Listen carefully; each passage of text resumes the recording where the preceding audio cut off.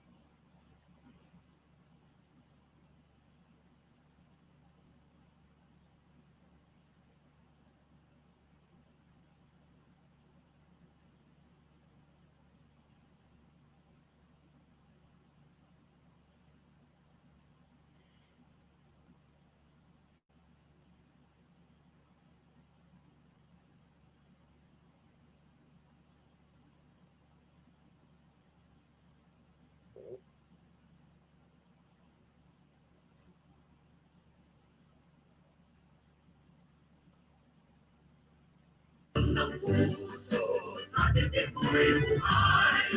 Lupang hinirang, tuyat ka ng magiging. Sa manlulupi, di ka pasisilil. Sa lagat at bundok, sa simoy at sa langit mo babaw. May nilang ang tula at awit sa paglayang nilawahan. Ang isang ng magawat mo'y tagumpay na nagtitigil. Ang bituin at araw niya kailanman ay magdidilim. Lupa ng araw ng waraming konsepta, layangin sa ating aming ligaya na parang may mga akin, panamatay ng dahil sa'yo. Thank you. You may now take your seats. Good morning, everyone. Makinig lang muna tayo kay 1 year ago today, I stood here before you, setting Hello, forth the plans that we have to Ganda improve our Cortez. economy, bring Hello, jobs to our Arian people, Tulsen. improve the ease of doing business, recalibrate our educational system to adapt to the new economy, lower and rationalize energy costs, boost agricultural production, enhance healthcare, and continue social programs for the poor and the vulnerable. Last year, we emphasized certain strong headwinds that were confronting us along with the rest of the world in our post-pandemic economic recovery. While the global prospects were bleak, our economy posted a 7.6% growth in 2022, Thank you, Arthur Sens. our Arian highest Tulsen. growth rate in 46 years.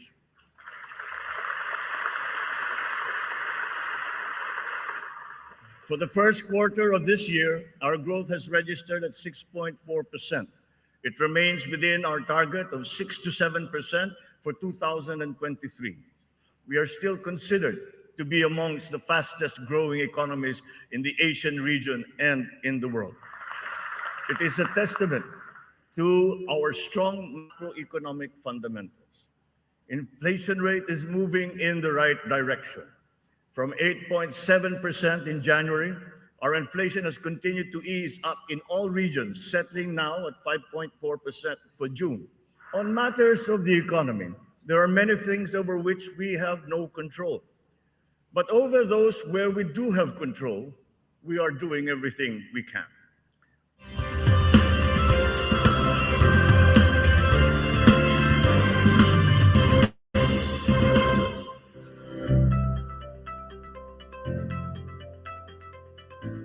Good morning, ladies and gentlemen.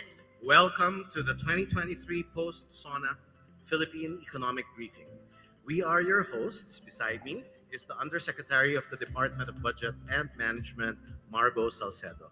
And co-hosting again today is none other than the Managing Director of the Bangko Sentral ng Pilipinas, Hello. Tony Lambino. Hello. Morning, Margo. Good morning, Release Tony. Good morning, channel. everyone. And we are so excited. It seems just like yesterday, Tony, that we were here for the first ever post-Sona Philippine Economic Briefing. And today, we all welcome you to the second post-Sona Economic Briefing. This is the second post-Sona economic briefing of the President Ferdinand R. Marcos Jr. administration with the theme Agenda for Prosperity, Economic Transformation Toward Inclusivity and Sustainability.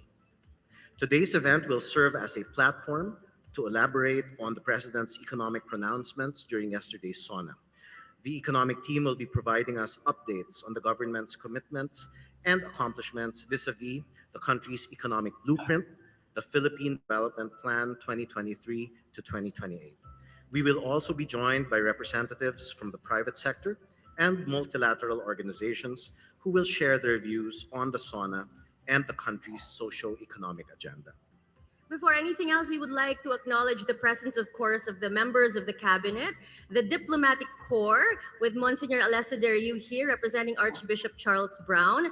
And we would like to also welcome the esteemed members of the financial institutions and the financial community. So without further ado, let's kick off today's program with a message from Bangko Sentral ng Pilipinas, Governor Eli M. Remolona Jr. Colleagues in government, friends from the banking community, partners from the private sector, ladies and gentlemen, magandang araw po. It's my pleasure to welcome you all to the second post-State of the Nation address and economic briefing of President Ferdinand Marcos Jr., themed Agenda for Prosperity, Economic Transformation Toward Inclusivity and Sustainability. Our economy recovered from one of the world's longest and most stringent lockdowns to stage a remarkable recovery, one of the fastest in the region. Part of the reason behind this economic resurgence, I would say, is the strength of our banking system. Unlike in previous crises, our banks formed part of the solution rather than part of the problem. This is in part due to our work in ensuring financial stability. Our challenge now is inflation. Fortunately, the BSP's inflation targeting framework has served us well in the face of unusual supply shocks. We continue to focus on our mandate of price stability and have dedicated our resources and attention in pursuit of this goal. Our models tell us that inflation will be within the target range of 2 to 4% by the fourth quarter of 2023. This is the range that we think is ideal for an economy like the Philippines when it's growing at full capacity. We also face increased digitalization in both our banking and payment systems. This presents opportunities for efficiency, competitiveness, and inclusion. We are mindful and will manage the attendant risks to ensure continued trust and confidence in this increasingly digital economy. We want to bring more Filipinos into this financial fold so that as many of us as possible can share in the fruits of economic progress. In all this, collaboration between the public and private sectors is crucial. We need to work together toward an economy that is strong, stable, sustainable, and financially inclusive. I'm sorry that I cannot join you in person, but our Deputy Governor, Francis Tequila, will represent the BSP in the panel discussion. Thank you very much. At mabuhay po tayo Thank lahat. you, Ariane 2 cents. Thank you, Governor Remolona. Please know that we are broadcasting live on PTV4 and live streaming on the Facebook pages of RTVM, the Presidential Communications Office, DOF, BSP, NEDA, DBM, with sign language interpretation, And we are also live streaming with simultaneous interpretation in Cebuano through the BSP Cebuano Facebook page, in Ilocano through the BSP Ilocano Facebook page, and in Filipino through the BSP's Filipino Facebook page. To open today's discussions, may we call on stage Finance Secretary Benjamin E. Diokno,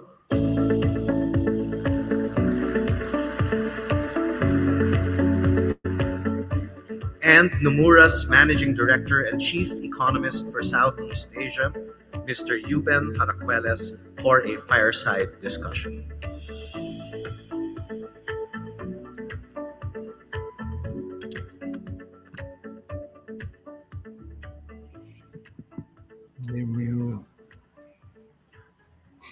Thank you, and good morning, everyone. Before we start the chat, I would like to invite Secretary Ben Diokno to provide his opening statements. Thank you, Ruben. Ladies and gentlemen, good morning.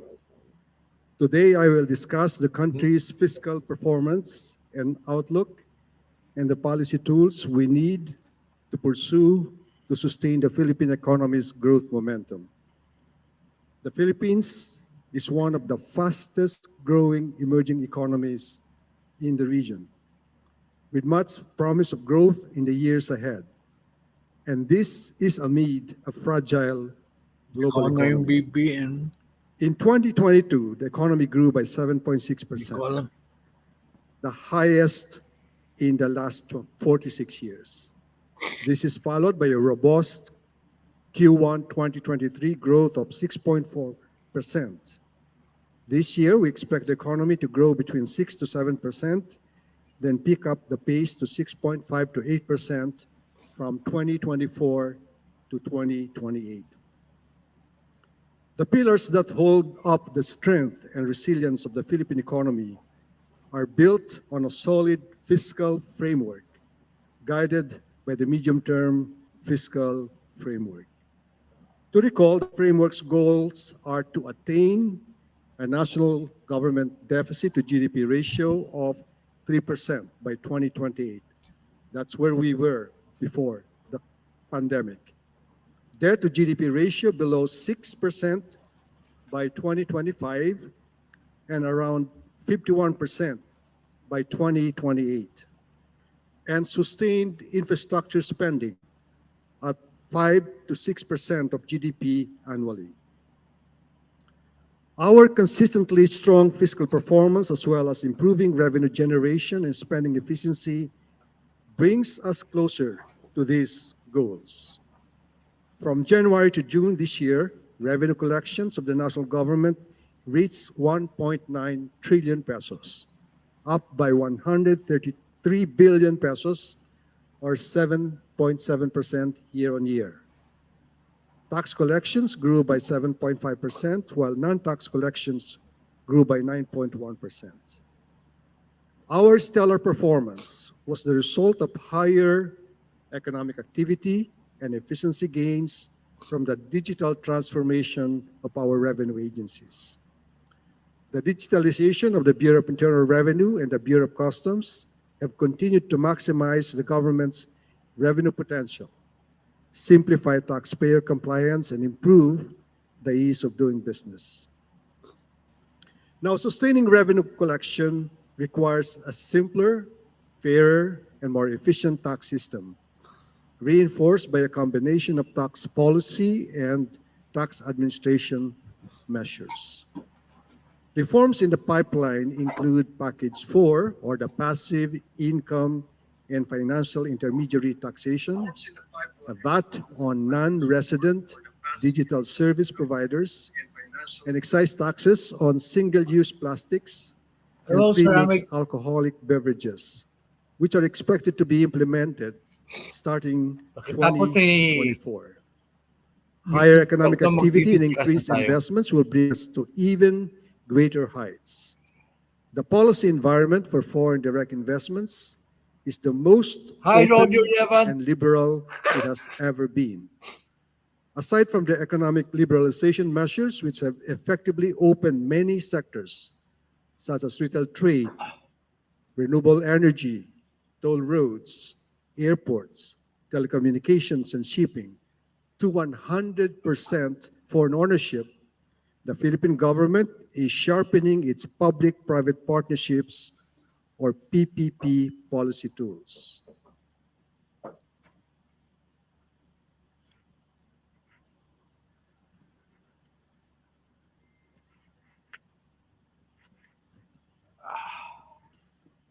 This will allow us to engage the private sector more effectively in the funding and implementation of high-impact infrastructure flagship projects, which will significantly enhance the Wala yung quality classmate mong si and pace of Riddler, infrastructure development in critical sectors.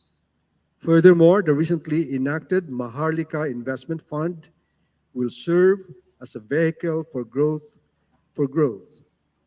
As an additional source of funding, the MIF is expected to widen the Oh, fiscal space, Mamaya, kung gusto mong makat, reduce makat ka. reliance on official development assistance in funding big-ticket items, and some target investments areas include green and blue projects, rural development, digitalization, sustainable development, and healthcare. Hi, Mina. So I look forward How to are discussing you? this in further details. Kala today. ko, Thank you. nakalimutan mo na ako.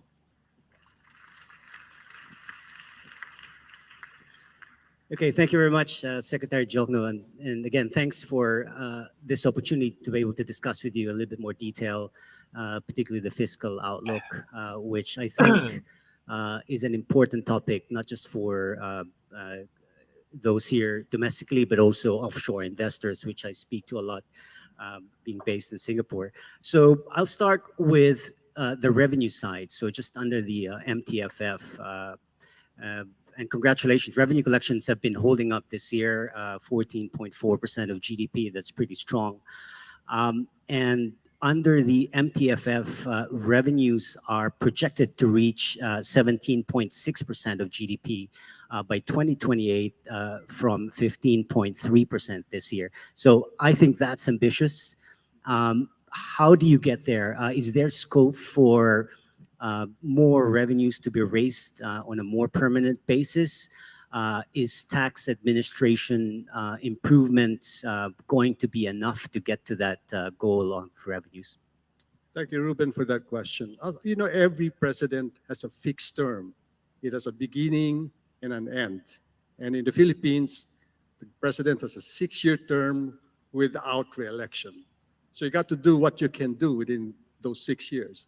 That's why as early as the first month of the Marcos Jr. administration, we designed what is called the medium-term fiscal framework. And so that's our North Star. We want to be, as you mentioned, where we want to be by 2028. Luckily, we inherited a tax system that is superior to what they inherited, the previous administration inherited from the previous one. So that said, the tax system that we inherited is a good one, but it's not a perfect one. Nothing is perfect, right? So I think for the first 3 years or 2 years, we can afford to just rely on administrative measures. But down the road, we will continue to reform the tax system, make it even better, and that's why I mentioned some measures that we intend to do. The single tax on single-use plastic, higher tax on sugary beverages, tax on MU. And these measures were also mentioned by the President, by the way, in his State of the Nation address. So on top of increasing administrative reforms, plus digitalization, the President mentioned that, we have some measures that we have actually lined up. In fact, I have roughly estimated what we can collect additionally from the new tax measures. Between 2024 and 2028, it will amount to about 1 trillion pesos. Okay, so interesting. So I think that needs to be emphasized, the sequencing. Tax administration measures at the beginning and then complemented with the measures when they get passed through Congress. Okay, so that's the revenue side. On spending, I want to ask, how crucial are the reforms on pension payments of military and uniformed personnel? Makinig kayo dito. And when are you targeting that to be implemented? That reform on military pension is going to be a game changer, okay? And this, I said, this has been an elephant in the room. The previous administrations don't want to talk about it, recognizing it's difficult to push, but this president, having been elected with a majority of 60%, okay? This is, by the way, this is the first time the Philippine president has won more than 50%, okay? Because usually we have several candidates, and you can elect a president with only 25% voters, okay, voting for the president. This president was elected by 60% of Filipino voters. And so he said, yeah, we have to address this issue once and for all. Otherwise, it will have a catastrophic impact in the future, right? So this military pension reform will be, as I said, game changer. It will open up a lot of fiscal space in the budget. If my numbers are right, 2024, we have allocated something like 300 billion pesos. 300 billion, that's approximately $6 billion okay, for the military 300 billion Now, pesos how na soon will this be gagasin implemented? MUPs, ha? I think we are pushing for this. The military pension reform is part of the top priority legislative agenda of the president, concurred in by Congress, and we expect this to be passed before the end of the year, and so it will have an impact as soon as January of next year. Okay, wow, that's soon if it's going to happen this year. Can I follow up? I know you've been doing the rounds and doing consultations with the stakeholders. What has been the feedback so far? I think so far, as we explained to them, that this is really for their own good to make the pension system more sustainable in the future, and I think they are very recipient. There are three types of beneficiaries from this reform. Those who are already retired will not touch them, more or less, because that's like a contractual obligation to them. Those who are in active service will be asked to contribute gradually to the system, and those who are going to be recruited for the first time will pay the full amount of the benefit. That's basically the way it will be structured. We have the treasurer and my several USECs have been going around and explaining to them, and so far I think the results of the consultation are very encouraging. Nagkonsulta na. Okay, I want to move to credit ratings, the road to A. I know Fitch just recently put back the outlook to stay.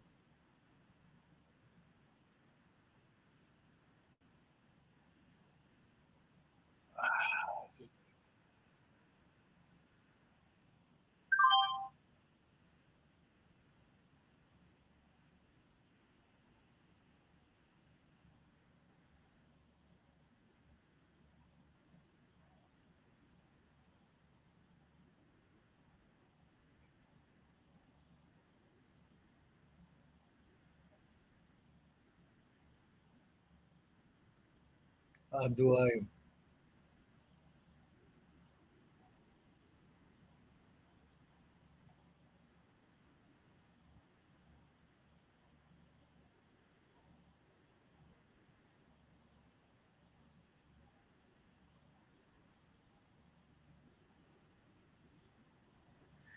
I think they are still looking for, they do not doubt our ability to service our debt. I don't think so. So they're looking for more.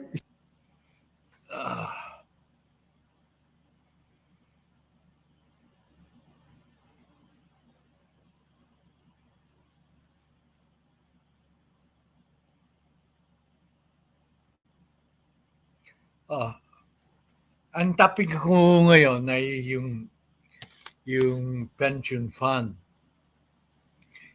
As I predicted before the Sona, this will be one of the topics which will be brought up by PBBM sa kanyang Sona.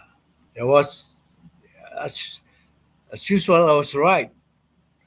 Now, before we go to that, however, I was viewing this video live sa RTVM.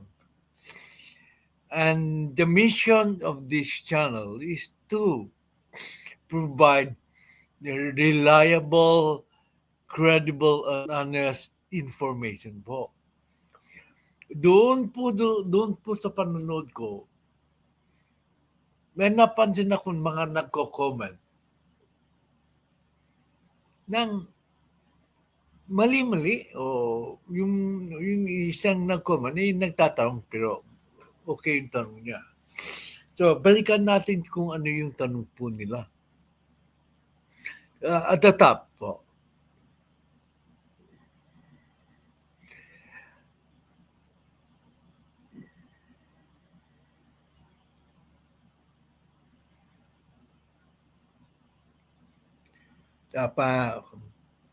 Una, yun ang talakayin muna natin.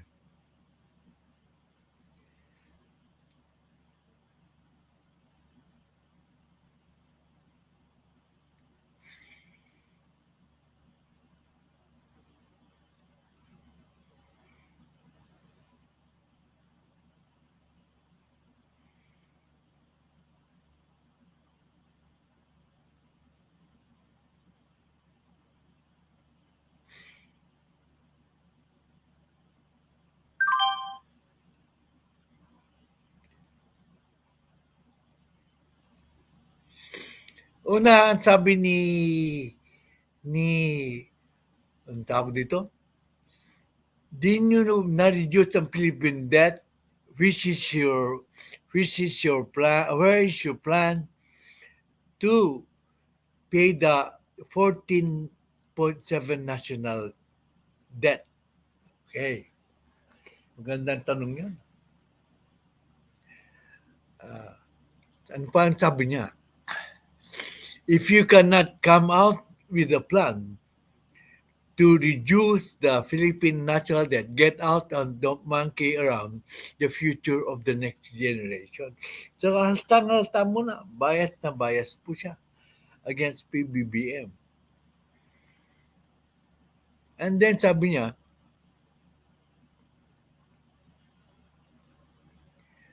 mayroon siyang sinabi ito na I particularly sinabi pa niya, the increase in our national debt under PBM, hindi yan. Sagot ko yan sa kanya.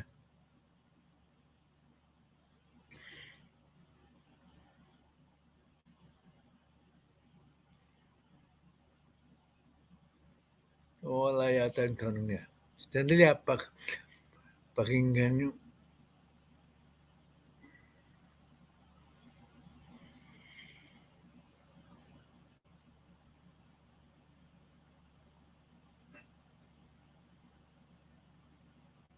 Sabi niya,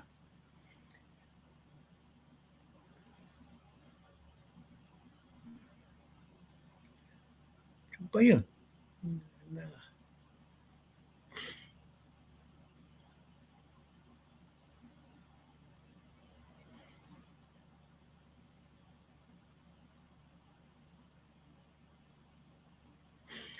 Sabi ito. The Philippines has no strategy in how to reduce the runaway increase. Mali-mali English niya pero pagpasensya nyo na siya. The Philippines has no strategy in how to reduce the runaway increase of its national debt from 12 trillion to 14.7 trillion, an increase of 2 trillion in a year's time. Diyan na lang kasinungalingan yan. o misinformation. Ni-round up niya ng 12 trillion, actually it's 12.79 trillion. At saka ang current debt natin, according to uh, the recent data which I looked at, it is 13.42 trillion. So, sabi ko, ang sagot ko dito, hindi ko tinagot doon sa actual live show kasi nakakaya naman eh. Mapapaya siya. So,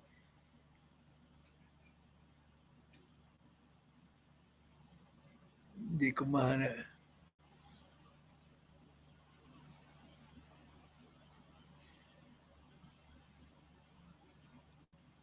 Yan, ito ang sagot ko.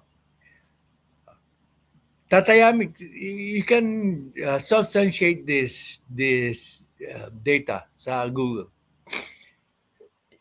Si PBBM po ay inherit niya yung ang sinalo niyang utang ng past administration po ay 12.79 million. Trillion rather. Malinaw po yun 12.79 trillion dollars or 12 trillion 790 million billion dollars. At saka kasalukuyan ang utang po ay 13 trillion 420 billion dollars.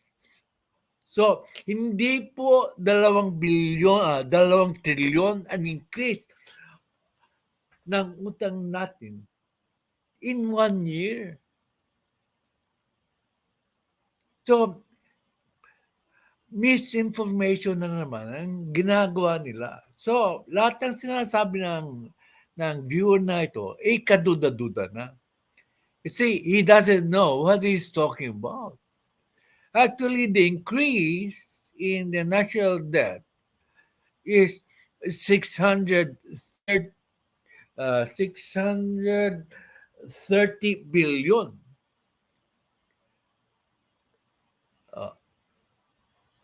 Paano kuha yung 630 billion increase in the national debt? You deduct deduct 12.79 trillion from the current 13.42 trillion, you will get the difference of 0.63 trillion or 630 billion.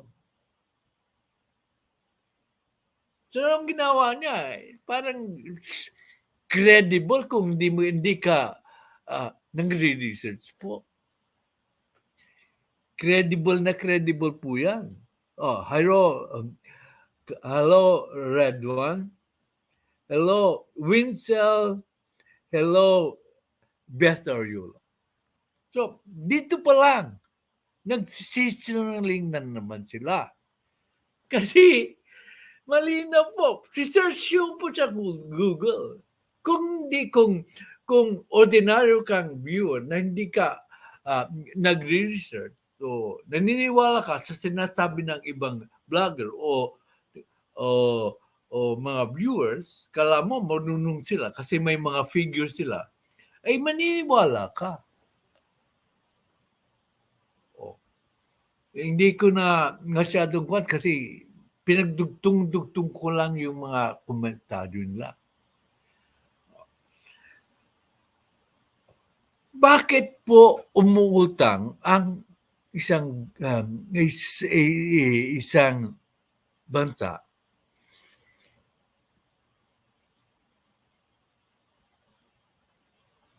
May sagot dyan po. Sa Google po rin nyo makukuha. uh, uh,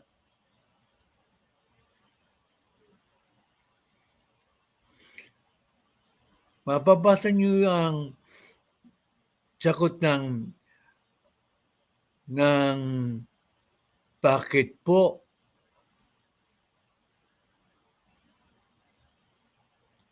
umuutang ang bansa.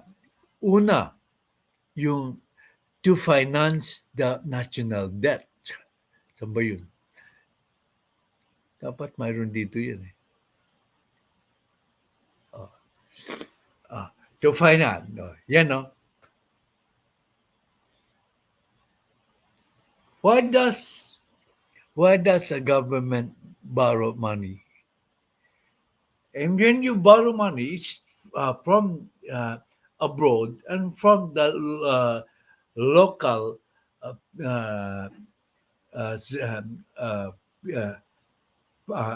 from local borrowings and from foreign borrowings. Not all of the 13.42 debt is from foreign borrowing po. Bakit kinakailangan humiram minsan ang bansa? Kasi sabi dito, to finance the budget deficit. Siyempre, kung ang perang pumasok po sa ating gobyerno ay 2 trillion pesos, pero ang gagastusin po ng gobyerno ay 3 trillion pesos, saan sila kukuha ng pera para ma-cover yung 1 trillion pesos? Either babagsakan nila yung tao ng excessive tax. Pag sobra naman ang tax, mag-aalburuto ang tao, baka magka-revolution pa. Kung sobra-sobra po ang tax. So, ang ginagawa ng gobyerno ay humihiram po ng pera sa ibang bansa at sa mga bangko dito sa Pilipinas. Locally owned banks. Pwede yun. So, pangalawa na rason kung bakit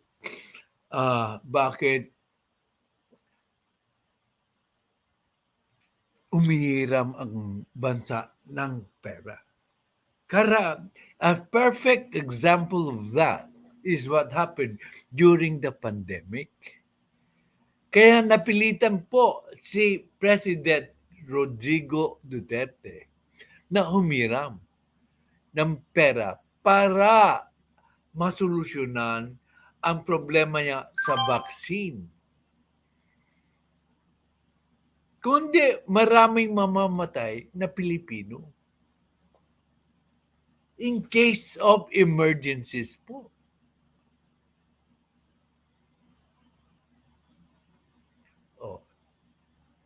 Sayang.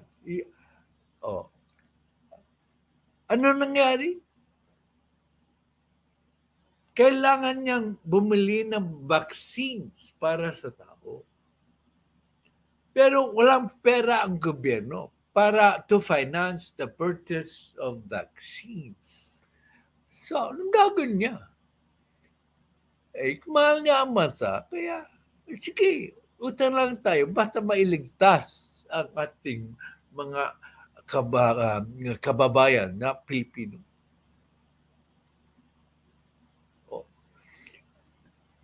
Second, nalaktawan ko, yung to finance huge capital project. Bakit kailangan natin ng capital projects po?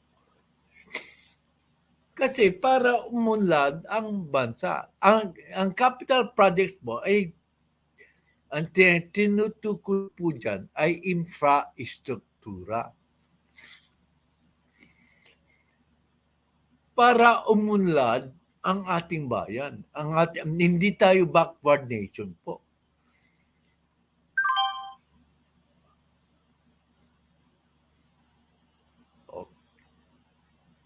Number 4, to reduce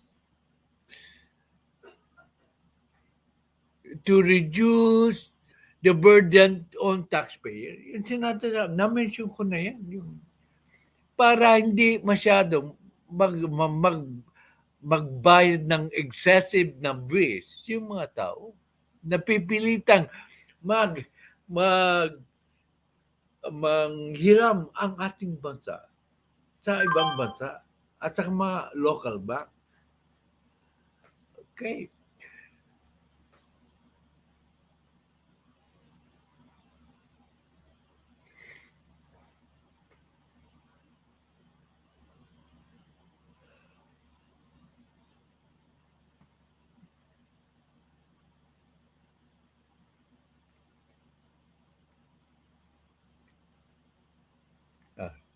Reading ko, to reduce the economic burden on the taxpayers, to meet the balance of payment of governments can borrow, to meet the balance of payment balances. Siyempre, kung may utang tayo, dapat bayaran po. Minsan short tayo ng pera. So, anong gagawin mo? Mangungutang ka na naman para pambayad po ng utang. Okay. So, that explains kaya kailangan nating umutang para sa economic survival ng ating bansa. Basically, that is the root cause of why we borrow money from abroad and from local banks and financial institution. Nasagot mo na yan. So, mali na siya doon sa sa information niyang 2 trillion po ang increase ng ating debt in 1 year. Hindi ko siya binabalahura. I'm just stating a fact. So if ever you're listening, what's his name again? Whatever. Don't attempt to give us wrong information because we can easily debunk you. We have a means of debunking your lies and misinformation. You do not know what you are talking about. Pumunta ka dito para matuto ka. Okay.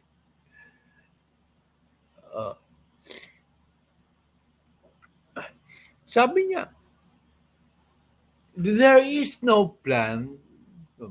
Marami pa siyang sinasabi. So, sabi niya sa isang, di nyo alam i-reduce ang Philippine national debt. Where is your plan to pay for the 14.17 trillion national debt?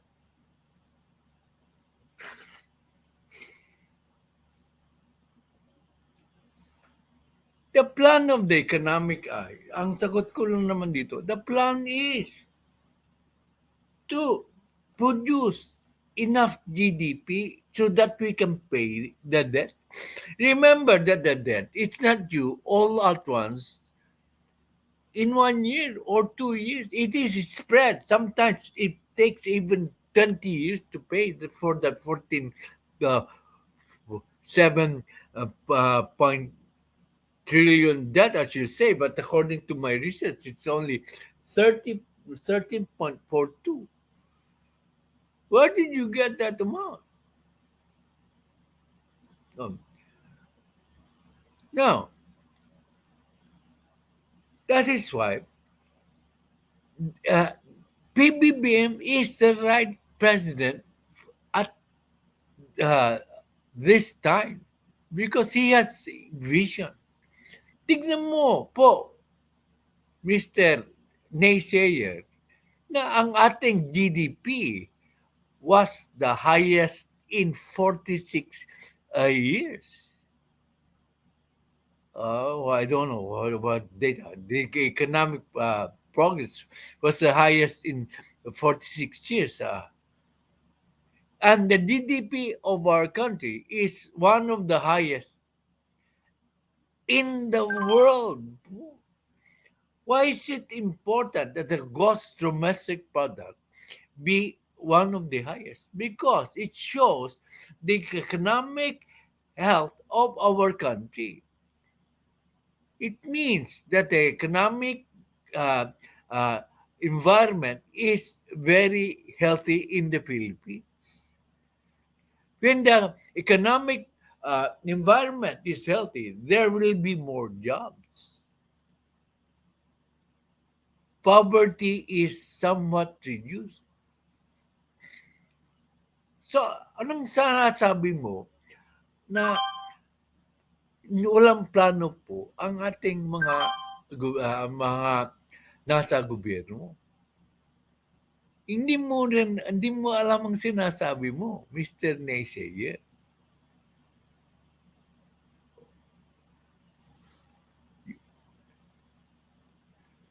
Tingnan ko muna ang mga comments, na new comments na. Baka mawala na naman ako eh.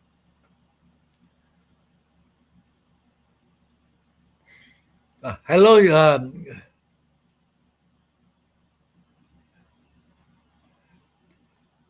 hello, Sheila Masyada. Ang sabi ni Redwan, kasalanan ni PRRD daw dahil nalubog sa ang utang ang Pilipinas. Kasasagot ko lang yan, Redwan. Yung rason kung bakit kailangan manghiram ng bansa sa ibang bansa at saka mga local banks and financial institutions. Isa dyan is to build yung capital projects, yung mga infrastructure. At saka, kailangan umutang dahil sa emergency po. So, hindi po nila alam ang kanilang sinasabi. Dito po ay alam natin ang isasagot sa kanila. Diba? Malinaw yan. I-search yun sa Google. Lahat dito po ay mayroong facts. Tinanong ko sa Google, what is the current national debt? Saan ko yung 14.7? Narinig niya siguro sa isang vlogger o isang dilawan. Kaya he is so certain na nag-increase ng 2 trillion ang utang ng bansa kay PBBM in 1 year. Preposterous. If you are not sure of your data, if your data is not backed up by research, wag mong gamitin. Wag kang maniniwala basta-basta sa isang vlogger. Dito, china-challenge ko kayo. Puntahan nyo ang Google. Tanungin nyo, what is the current national debt of the Philippines? Sabihin niya. Sa pangtanong, how much did PBBM inherit? How much national debt did PBBM inherit? I searched it. I knew he was wrong. Pero dito may magandang tanong ng isang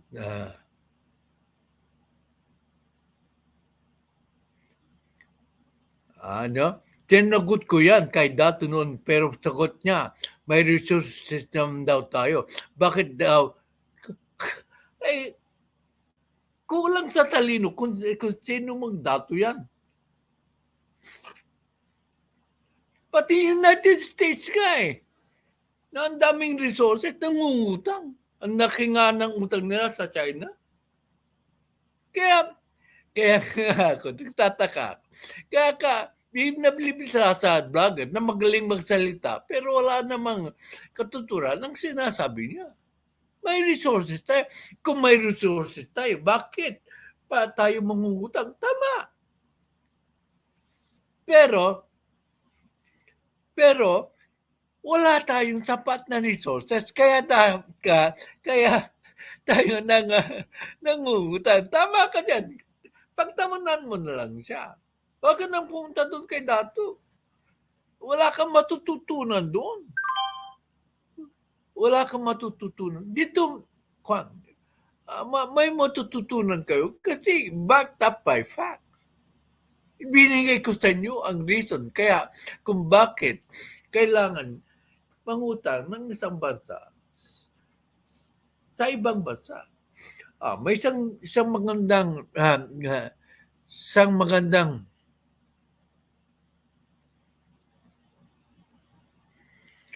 isang tanong dito, yung isang tao po. Pinapa-explain niya ano ang ibig sabihin ng gold reserves po. Sabi niya,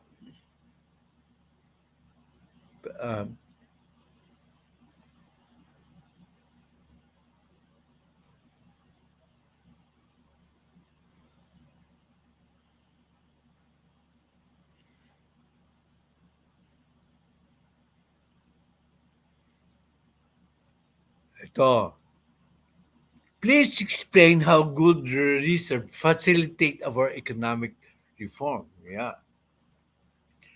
Kasi, Mr. James Soto, ang purpose ng gold reserve is to back up your currency. Kasi if there is no gold reserves or dollar reserves, for that matter, all you do is print money. And para pera ng Hapon, nung pera ng Hapon, according to the old folks na when I listen to them, bayong-bayong daw ang pera na kailangan nilang para bumili ng mga kung ilang bagay lang. Kasi walang backup ng gold or dollar reserves yung pera nila. So, kung wala kang sufficient gold reserves, Mr. James Soto, mahihirapan kang mangutang. Kasi ang magpapautang sa'yo ay duda na mababayaran mo sila since you do not have gold to back up your currency. Now, if you have enough gold, it is easier for you to borrow money from other countries or from other foreign banks or foreign institutions. And thus, you are able to finance your projected economic projects. Thus, you will be on the road to your economic progress as long as you take care of that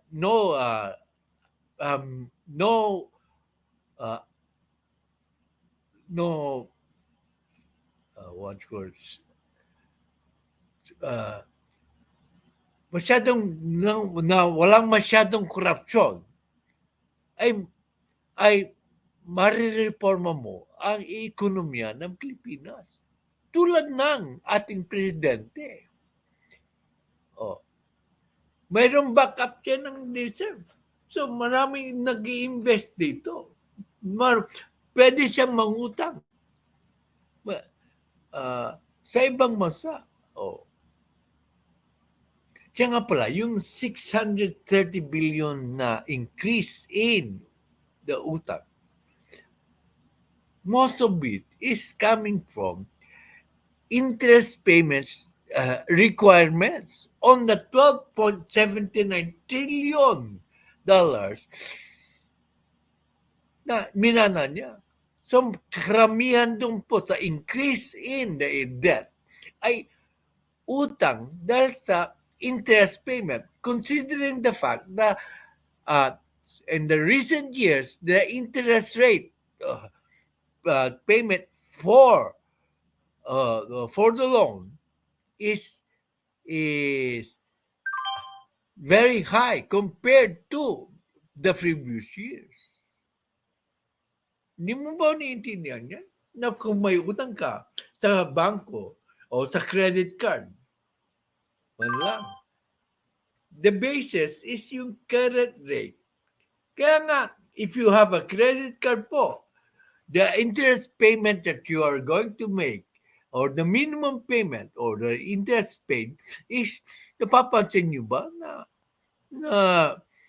na masyadong mataas ang interest rate nyo ngayon?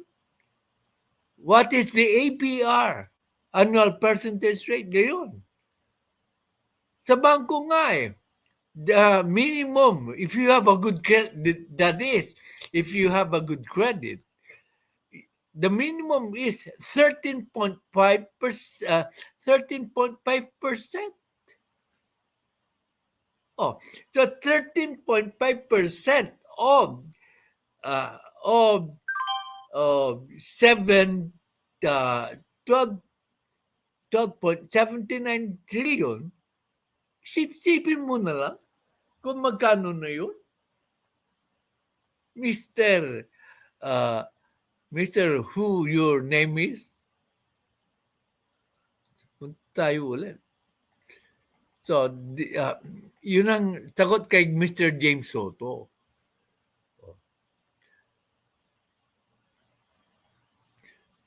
Sa akin, mangutang basta mababayaran natin at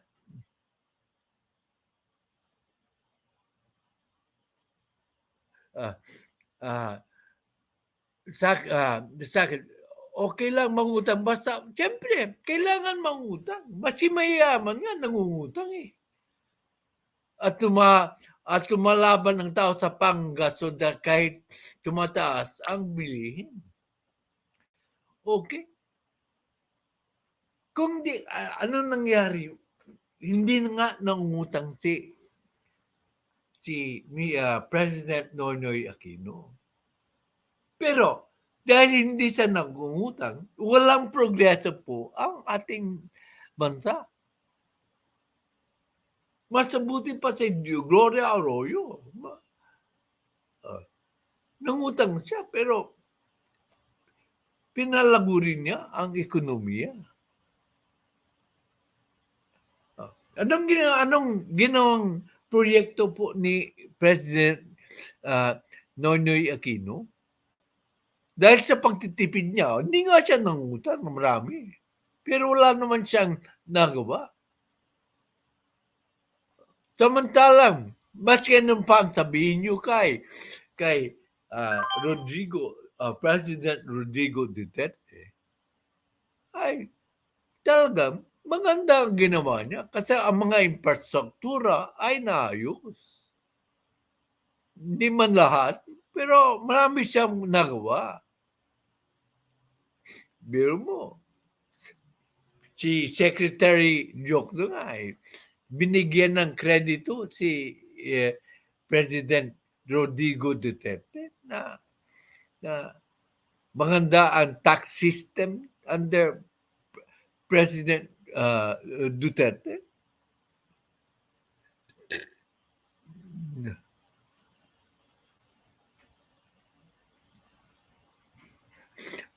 Oo nga.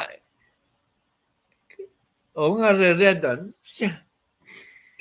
Marami nga nagsasabi, pero katulad ng yung nag-comment ng kung ano, hindi niya alam ang sinasabi. Hindi sila nagre-research. May mga vlogger akong kaibigan na ganyan din ang pananaw, pero mali ang kanilang akala. Kasi mangungutang ka't mangungutang. Maski si Apula kay nangutang din. Kaya lang, minala si Apulacay kasi nagkaroon ng oil crisis. Biglang nagtaosan ng ang presyo ng langis. So, ang pagbili niya, kailangan niyang umutang ng marami ulit para to cope up with the increase in oil prices. So, yun ang gagawin ko ngayon. Pag may nakita ko kung mga komentaryo sa ibang site lalo na sa RTBM, sa RTBM na lang ko titingin. Dito ko kukontrain na. Itong isang nagkomento, si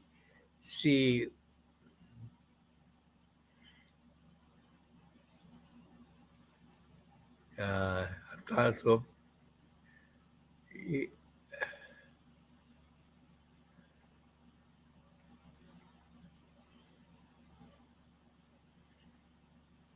ito,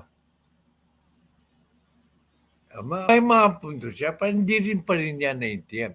Isn't there sufficient supply of food enough to feed even the province's folks? But folks must have jobs in order to afford food and a decent house to live in. Tuloy natin ang kanyang, why not prioritize building more factories? Citizens must have the money to buy food at the market, and that won't happen until the administration understand they need to put people to work on the basic needs.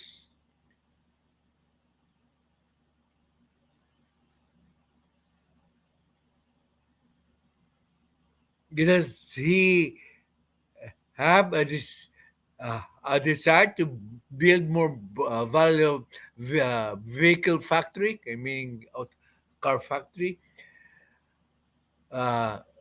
soup factory, clothing factory, etc. This idea does create employment and household income to buy more what people need and food. Yeah, she's partially correct. But to do that, there must be investment. Because it's the investment po that will create jobs for the people. Hindi ka pwedeng kaya, how can you have investment? By, borrowing money to create infrastructure projects to put people to work. Or, hikayatin mo yung ibang bansa, o ibang mga businessmen from abroad to invest here in the Philippines. Thus, when they invest, siyempre, magbibuild po ng factories. That is the reason why PBBM po, Miss Marilyn Leonard went abroad to secure pledges for investors to make investment sa Philippines po. And it is projected that his trips will be worth $70 billion at the end of his term. $70 billion po, multiplied by 50 is equal to $3.5 trillion. $3,500 billion po. Kaya nga, magkakaugnay po yan. Para magkaroon ng factory building, that dapat magkakaroon ka ng proyekto, mga konkretong project para yung factory na gagawin dito ay magiging successful po. Kaya nga sa Sona ni Presidente, Di ba, na-mention na mayroon na siyang kinakausap na foreign investors to build their factories here. Hindi mo ba narinig yung sinabi ng ating magaling na presidente?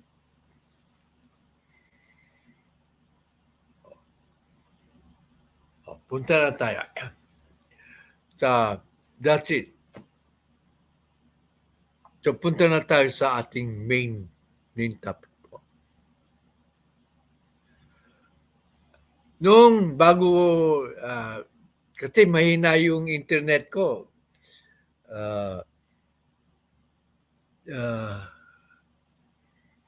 past few days, nai-interrupt parati.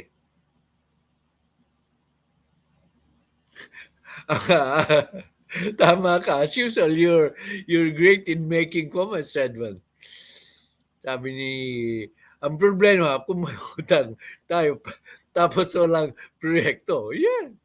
May utang tayo, pero under President Duterte, mayroon naman na tayong nakita na nagawa. Hello, Ate Mafe. Diba? Kaya gustong-gusto siya ng mga tao eh. Kasi mayroon silang nakikita. Kinumpira nila kay President Noynoy Aquino na wala namang nagawa. Puro istatwa lang. Sabi ng iba, puro istatwa lang ng kanyang tatay. Ang kanyang itinayo.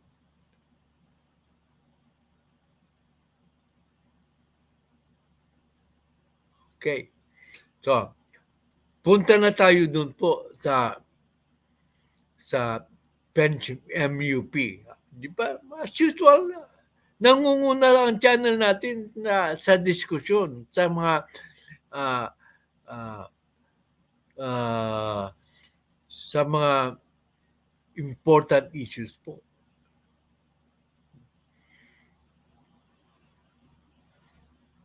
Basahin natin dito before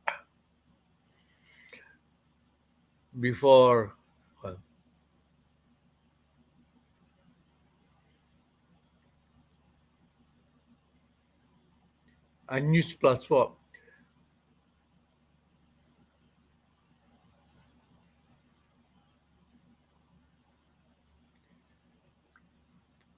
President Ferdinand Marcos Jr. is aware of the gravity of the crisis because the current military and uniform personal pension system, which his economic advisors, led by Secretary Jokno, that reforms are needed so that the potential financial crisis can be avoided. So, ayaw man tanggapin ng marami na mayroong crisis po, ay kailangan ma-reforma talaga ang pension system ng mga uniform personnel po natin. Basahin ko na. When he was a budget secretary of President Duterte, Ben Jokno advocated for the reform of the pension system of the MUPs. He recommended that the uniform personnel should contribute to their pension fund, but for some reason or another, the president did not act. President Duterte did not act on his recommendation. Kasi nagsimula pong hindi magbayad ang mga the men in uniform, mahirap magtagalog, men in uniform, nung panahon po ni President Ramos. Bakit? Takot sila sa kudita. Lahat ng mga sumunod na presidente, takot sa kudita. ito lang ang presidente natin, talagang matapang. Kasi ang kapakanan ng bayan ang iniisip niya. Oh. Hindi ko pero mayroong element na ang kapakanan ng mga dating presidente, their own welfare is what prevented them from acting on the reform being suggested by the economic planners. Kasi kung magkukudita nga ang mga sundalo, since they were elected as a minority president, ay mamawala sila sa poder o sa kapangyarihan po. Bakit po matapang ang ating presidente? Because alam niyang, unang-una, alam niyang tama ang kanyang gagawin. Pangalawa, kasi mayroon siyang political capital.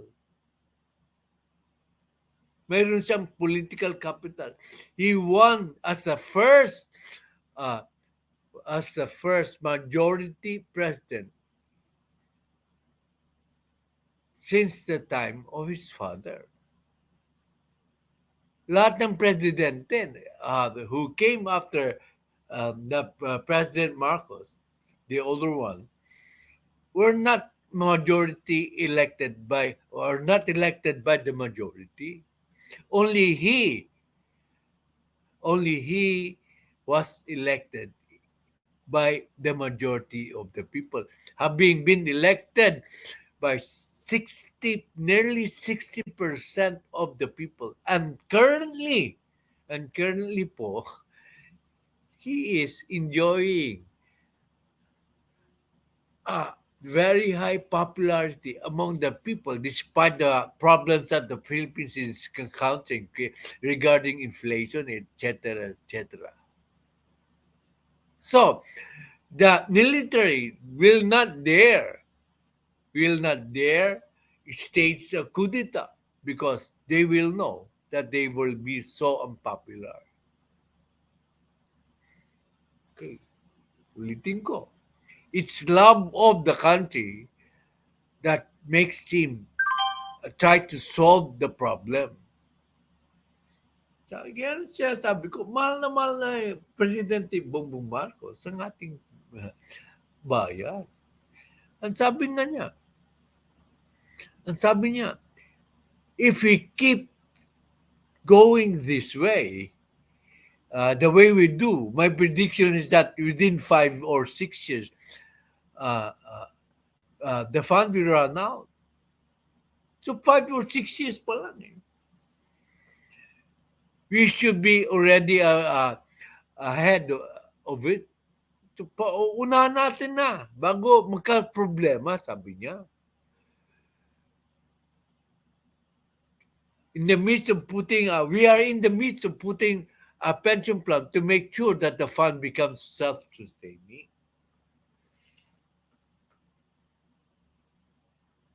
So, pagmamahal sa bansa. I will give you the details later on. I-prepare ko ito out of my own words. Pinaghirapan kong i-present po ito. The Philippines spoke about the pension plan for the members of the Armed Forces of the Philippines, the Philippine National Police, Philippine Coast Guard, Bureau of Management and Penology, Bureau of Corrections, among other uniformed personnel. Almost 2 months after Finance Secretary Ben Jokno warned about the ballooning pensions. Anong ibig sabihin ng ballooning pensions po? Lumalaki po ang pension fund, pension payments to the retirees. I will give you the details later on. Babasahin ko lang muna ang news. Secretary Jokno said that there is no system in the world, sa buong mundo, where the possible recipients of a pension do not contribute to their pension fund. Okay. So, walang ibang situation in the world na di nagbabayad po ang mga pensioners po. Tayo lang dito, unique. Ngayon, ng mga senador, tinanong si Benjok. No? The senators asked him about the possible instability caused by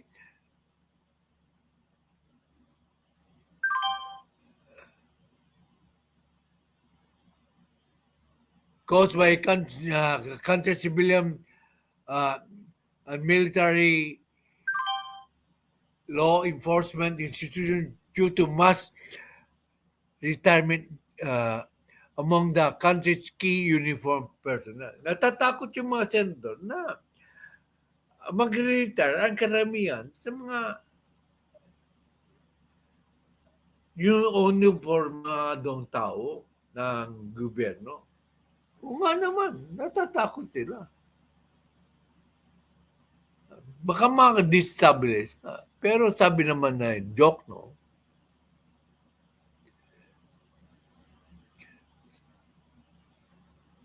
In-explain po niya.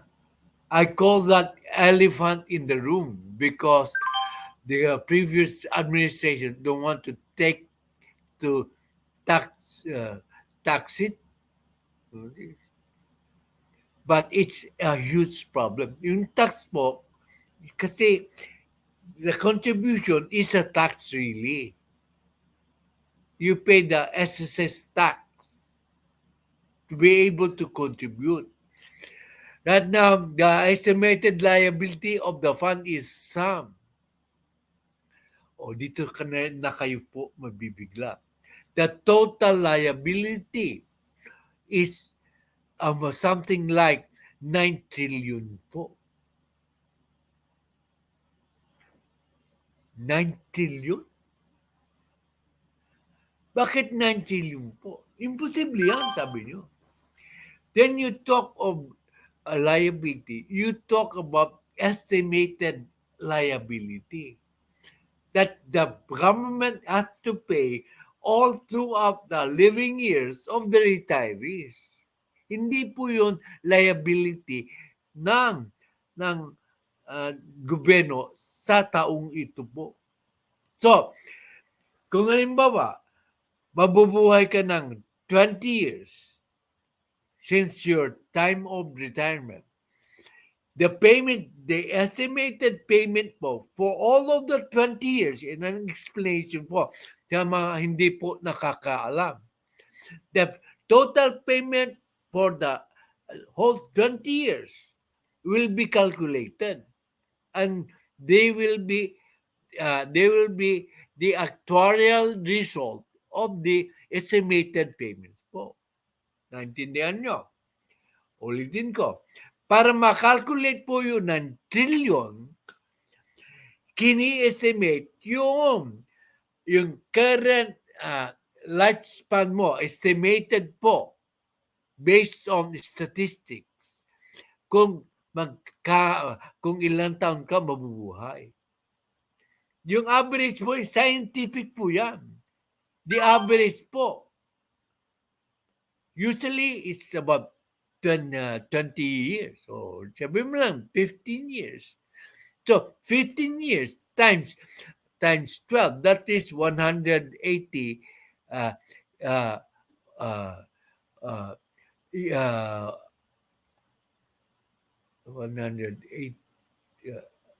80 months. 180 months. Multiply mo by yung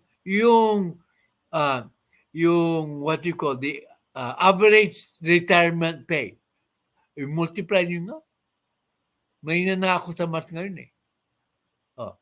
So, yung isang retiree, kailangan mong may utang ka sa kanya that amount na 40,000 times 180 months.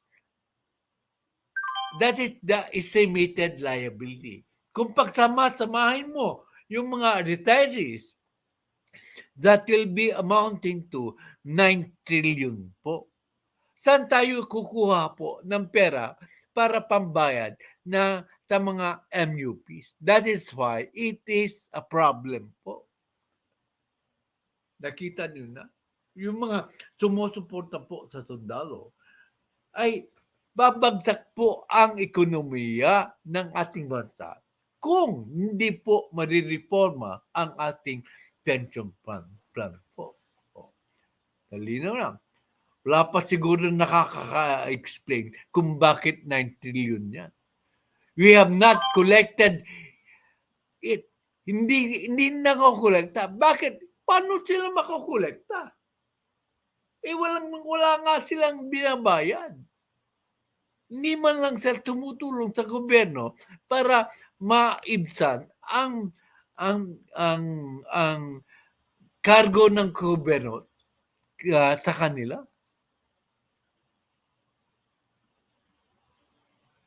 We have not collected it. It's our liability to those who retire.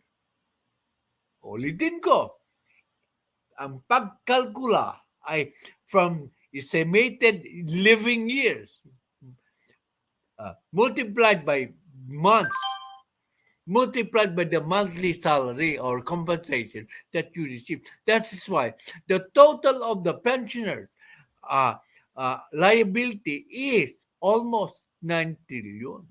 Isip-isipin nyo yan. Right now, the government has a national debt of 13.42 trillion. Halos kapantay na ng utang ng gobyerno sa mga retirees sa utang ng actual na utang ng gobyerno sa ngayon. Ibig sabihin, madadagdagan ng rightly or wrongly, madadagdagan na naman ng 9 trillion ang utang natin. Kaya karapat-dapat lang na reformahin ang ating mga pensioners. Wag naman sila magagalit. Kasi kapakanan ng ating bansa ang nakasalalay. Nako, kung sila rin na mapapahamak. Ano mangyayari kung walang perang maibibigay sa kanila?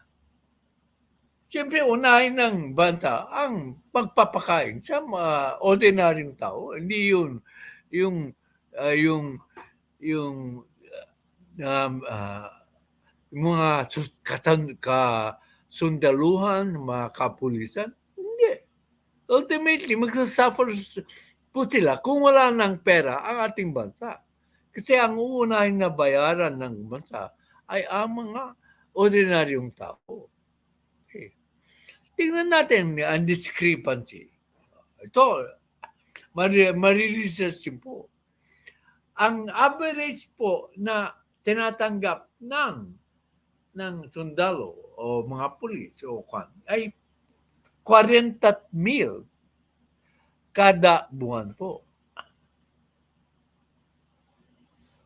Okay? Ang SSS retiree po, ang kanilang sahod, ang kanilang tinatanggap, and I am one of those, ay 4,500. Kasi mga 10 taon, wala pa yata 10 taon nung nagtrabaho sa Pilipinas. Sinabi ko, bula-bula ko dati. So, ang tinatanggap ko na pension is less than 5,000. Hindi ako nagmamagtol kasi ilang taon lang ako nagtrabaho. The average contribution and the average retirement compensation for a DISCSS retiree ay 13,500. Kung kukumpara mo yung yung matatanggap ng isang SSS na nagbayad sa kanyang pensyon ay almost nine times greater pa yung tinatanggap ng yung sundalo na wala namang contribution. Is that fair? Kasi dati naman silang nagbabayad ng kanilang para sa kanilang pension fund before Fidel Ramos removed it na libre na sila na hindi magbayad. Idagdag mo pa dyan na nadoble na nga yung sweldo nila. Di, mas lalong ang tatanggapan nila ay mas lalong malaki. Kasi ang basis po ng pababayad sa pension, pag nag-retire po ang sundalo, halimbawa, nag-retire siyang major. Pag nag-retire siya ng major, ang tatanggapin niyang pension po, katawa-tawa, ang tatanggapin niyang pension po ay sweldo po ng lieutenant colonel. Hindi mas mataas pa ang sweldo niyang matatanggap kaysa nung siya ay aktibo. At kung sakasakaling, itong nakakatawa ulit, kung sakasakaling tumaas yung sweldo ng lieutenant colonel na yon, tataas din ang pension niya. Kasi pagpaparehas po yung sweldo ng retiree doon sa aktibong taong uniformado, kasi index po, kadikit yan. Kung tumaas ng 10,000 po yung bayad sa colonel na yon, tataas din po ng 10,000 ang pensionado. Index. Samantalang sa SSS mo at sa DISCSS retirees, hindi po nangyayari yan. Pero dito, makukuha kayo ng pambalang pangdebate sa mga katunggali.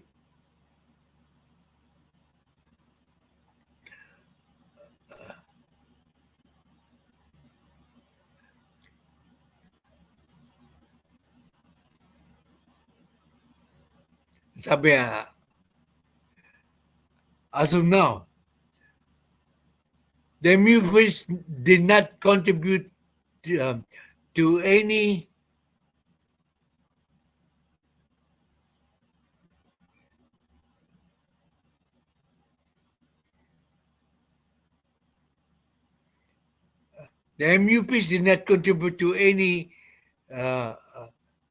part of the fund siguro.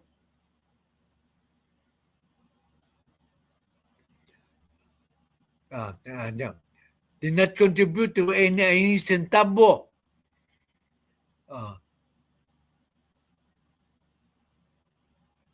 Ayaw.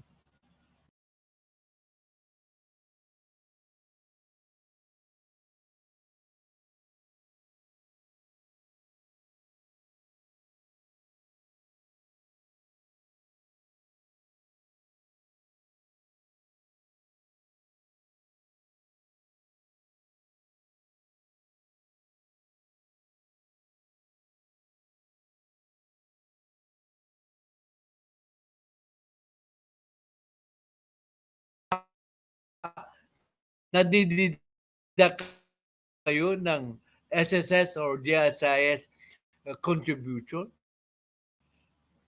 sa inyong mga payments?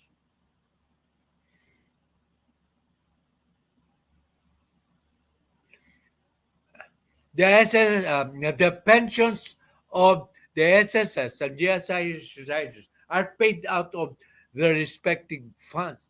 So, ang binabayad sa retiree po ng SSS at saka GSIS ay nanggagaling sa pondo ng mga ng SSS at saka GSIS Kasi mayroon pong pondo ng retirees po doon. So far, hindi po nanggagaling sa gobyerno ang pinambabayad sa SSS, retiree at saka DSI. Hindi po yan nangyayari sa MUP. Ang pinambayad po sa compensation ng retirees ay galing po sa budget ng actual budget ng gobyerno. Unlike sa SSS retiree at sa DSIS, hindi po binabayaran ng ating gobyerno ang mga pension ng mga nag-retire na tao dyan. Pero dito, kinukuha ng mga MUP ang kanilang retirement or kanilang pension galing sa gobyerno. Ang nangyayari tuloy na mabawasan ang dapat na ipondo sa ibang ahensya ng gobyerno kasi mayroong requirement na ang gobyerno na paibabayad sa kanila sa mga retirees. Hindi kung mayroon pong pondo ang mga sundalo at kapulisan at saka reformadong tao, ay hindi na dapat kukunin yan sa ating mga budget. Mas maraming serbisyo may ibibigay ang gobyerno sa karaniwang tao. Yun ang hindi po naiintindihan ng iba. Halimbawa, ang budget po ay 600 billion. So, 600 billion po. To be allotted to all the agencies of the government. But out of the 600 billion, kukunin ng mga uniform personnel ang isang 100 billion po. Di 500 billion na lang ang natitira. Sabi nga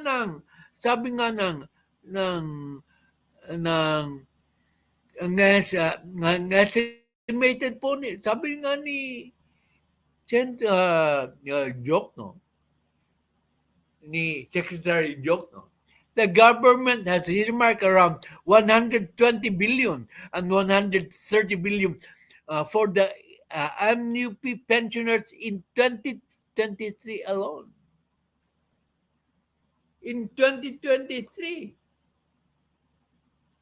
ang ibabayad ng gobyerno sa mga retiree ng MUP ay 130 billion pesos. Imagine that. Kung mayroong pondo sana, yung 130 billion, maraming taong may tutulungan po niyan. Hindi po ba naiisip ng tao? Basta kumokontra kagad sa bill?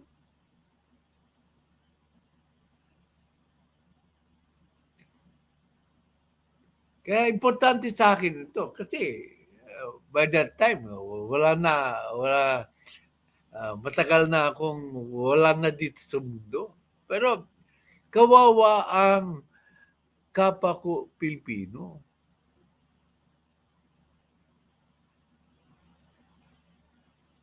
There will come a time when the current budget will be about 1/3 to 1/4 of the money that we are paying the pensioner. Biro mo yan? 1/3 daw po. 1/3 daw po ang kukunin ng mga pensioners out of the total budget ng gobyerno. Mapupunta po sa kanila. So, bali ang kung mayroon halimbawa, we have about 60 million people. 110 million people tayo. No? And mga retirees po, mga retirees may 2 million. Ang 2 million po ng retirees ng MUP will get po one-third of the budget. What happens to the 108 million Filipinos who will get only two-thirds of the budget? Yan ang based on studies po. Hindi po galing sa akin yan. Based on studies po. Ulitin ko. There will come a time, there will come a time when the current budget will only be one-third or one-fourth of the money that we are paying for the pensioners. We have really to address that issue po. Isipin nyo na lang. One-third, o sabi mo na one-fourth na lang. Three-fourths na lang matitira sa budget ng MUPs who do not compose even 10% of the population.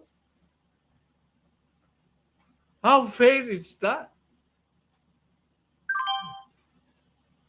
How fair is that?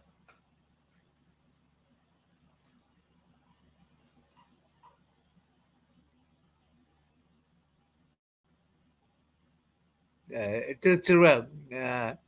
That's why sinabi ko before, postpone muna ang malalaking proyekto at ganong kailangan pa maliban kung build, operate, and transfer para may sana ang pangungutan. No. Kasasabi lang natin, Ruel, na kailangan mangutang kasi yung mga cases ka. Kung di ka magbibuild po, kung di ka mangungutang, paano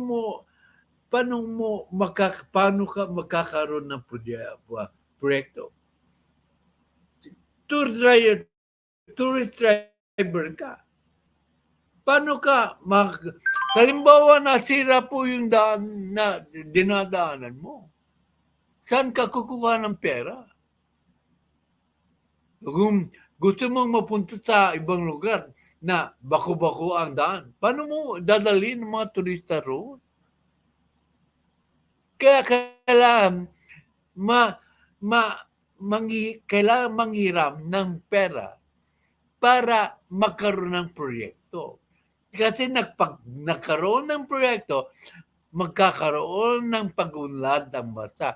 Pag umunlad po ang bansa, mababawasan ang ating obligasyon sa pagbabayad ng utang. Kasi magkakaroon ng capital inflow or peso inflow sa ating ekonomiya, sa ating gobyerno. It is necessary for the government to borrow money. The solution, in fact, is that we should reform the MUP. Kasi sabi po ng research ko, according to Secretary Diokno, ultimately, there will come a time that one-third of the budget will go, one-fourth na lang, will go to the MUPs. Will go to the MUPs. Di ba masaklap po yan?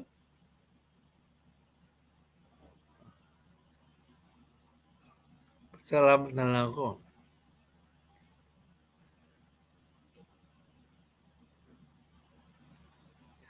Ito pa.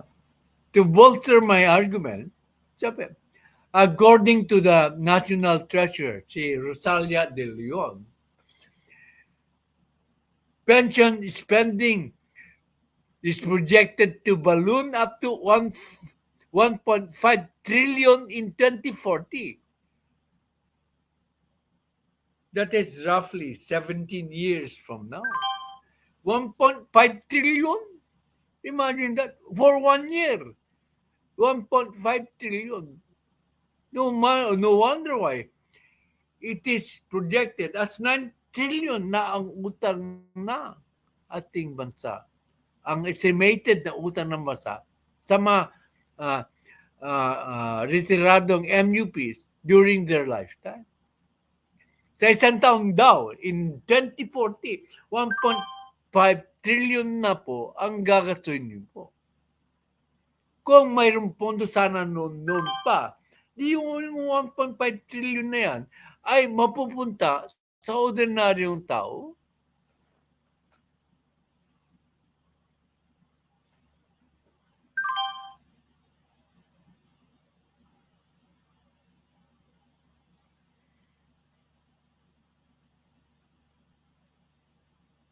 Eh,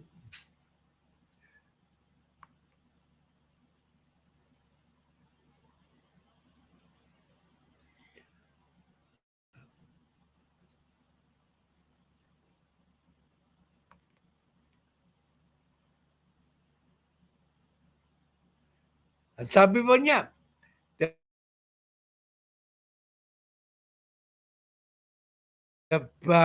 the pension level bill is cascade to succeeding years and is sensitive to higher interest rate amounting to billions of pesos. Dahil sa utang na yan, na dapat na punduhan yan, ay magkakaroon ng highest high interest rate based on the 2021 simulation. Interest alone in 2040 could amount to 171 billion. Sa interest payment pa lang. Interest payment, 171 billion pa. Ano yung interest payment? Kasi mangungutang ng pera para ipambayad sa pension po nila. Ang interest po niyan, 171 billion na. Kaya naging 1.5 trillion ang kanilang babayaran in 2040 po. Di ba nakakatakot? Senaryo yan.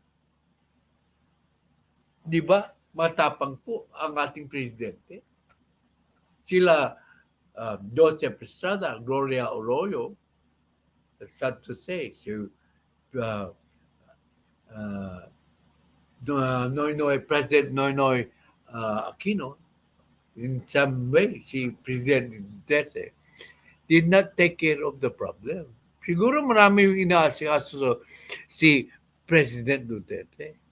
Only PBBM had the courage and strength and the will to try to solve the problem for the love of country. Alam nang magiging unpopular po ito. Kaya inunahan ko na kayo noon ko pa diniscuss yan. Inulit ko lang yan before the Sona. Nagkatotoo yung aking hinala. As usual, nagkatotoo po. Na isa yan sa mga babanggitin niya during this Sona.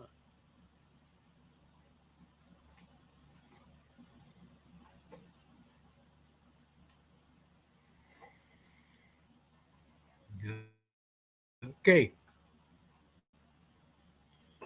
Punta tayo sa comment.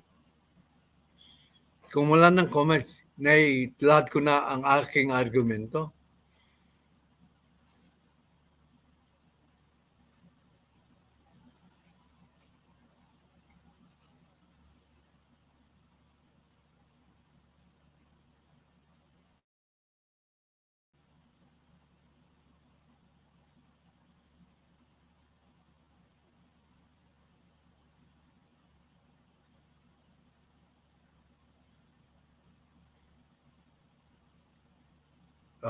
Loyal Betardiola said, shout out po tatay. Good day, sabi ni Red One. Tatay, bakit daw iba ang sinasabi ng price tag about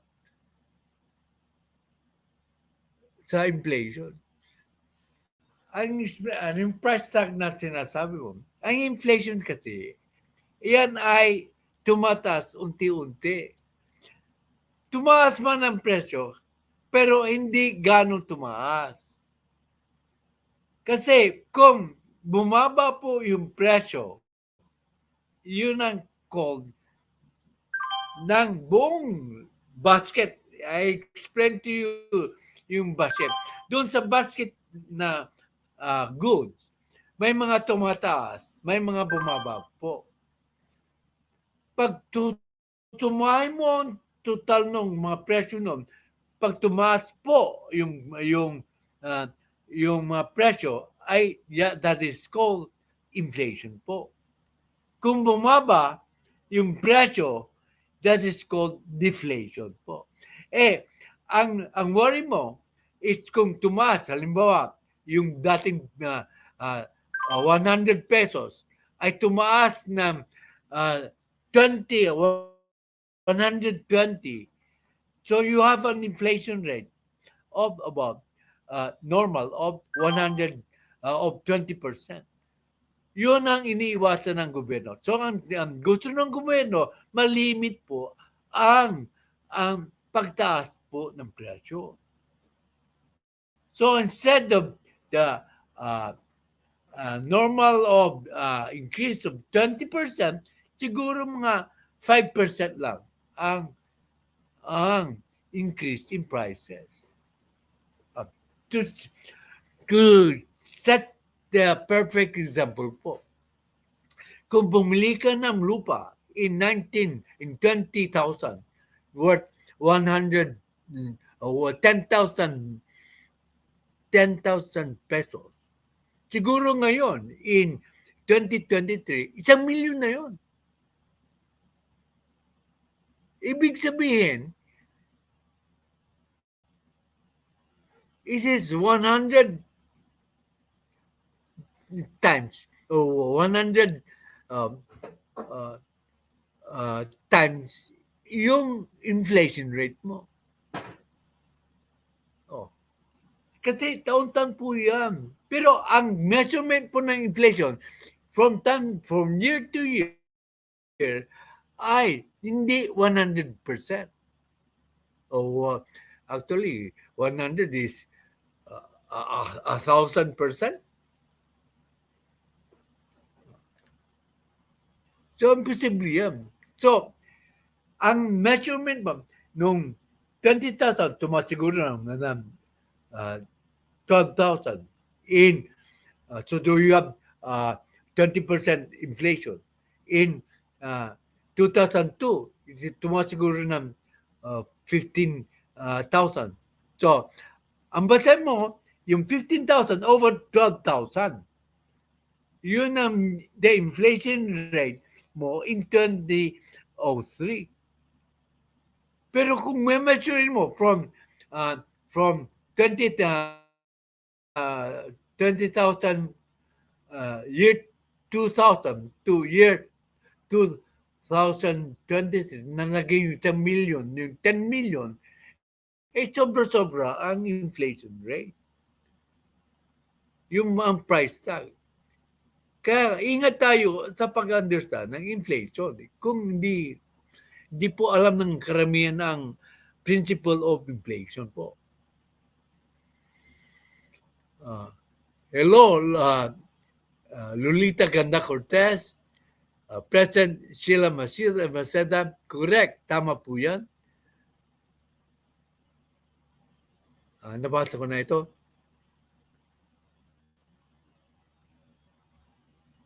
Dati ka bang pinagalitan ka rin ba ni Dato? Mahiling magalit si Dato. Ayaw mo na. Pagpasensya mo na. Hello, Alice BM Vlog. Supportahan po natin lahat ng mga nandito sa channel na ito kasi kailangan natin ang suporta nila kasi sumusuporta rin sila kay PBBM. Ang sabi natin, lahat ng sumusuporta kay PBBM, suportahan po natin. Okay.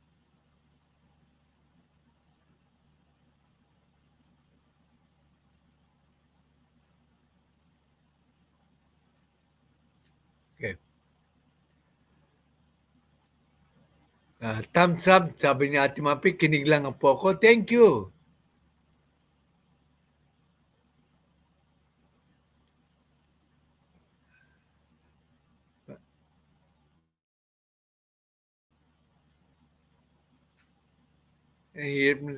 May nagawa si Pinoy. Yung tatay dyan pa yung dikit-dikit, ewan ko. Thumbs up, Regine Luego, thank you very much. Tapos na ang klase natin na komentaryo po na lang ang binabasa ko. May tabasa. No. Tapos na yung klase. Komentaryo po na lang ang binabasa ko. Ang explanation ko usually my explanations come usually at the second part of the show. So,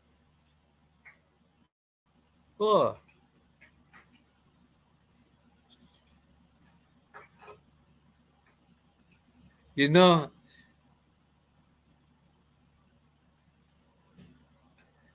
nakita kami ni Riddler dito. And I enjoyed our meeting dito sa Washington, D.C. Siguro i-upload ni Riddler ang meeting namin. Nakita kami dito sa Washington, D.C. talaga. Kasama niya si Sensitive Bear. And I'm being very grateful na nakadaupang palad ko sila. Nag-enjoy po ako, Riddler. Okay, so with that, patatapos na po ang aking lesson. Ang policy po natin, pag wala ng komentaryo po, ay mag-e-end na po ang LSO. Kasi I don't want to waste your time. You have somewhere else to go. I hope you will continue to support my channel and all the channels of the bloggers here, especially si Riddler, Simply Talkie, si Sir Boyet Antonio, si Sir Amik, na hindi umakyat. I was waiting for him to umakyat dito para makapag-kuhan lang. So, okay lang. Okay. Bye. I love you all. So, probably in the morning na lang ako siguro mag-vlog. Siguro about